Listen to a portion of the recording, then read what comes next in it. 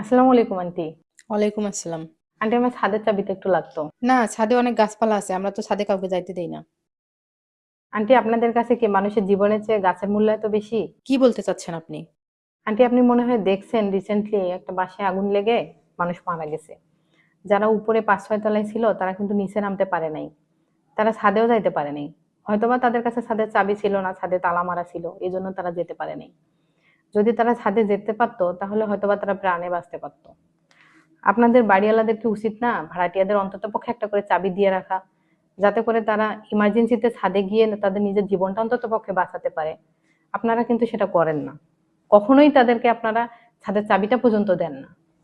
আর একটা বিষয় আন্টি, এই যে আপনারা 11টা বাজলেই গেটে তালা দিয়ে দেন।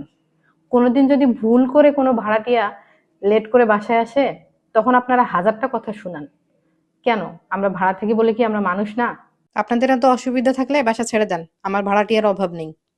ঠিক আছে আন্টি, আমরা পরের মাসে বাসা ছেড়ে দিব। তবে আন্টি একটা কথা বলে রাখি, নিয়ম কানুন অবশ্যই মানুষের জন্য, কিন্তু আপনারা এমন নিয়ম কানুন করিয়েন না যেটা মানুষের উপর বোঝা হয়ে যায়।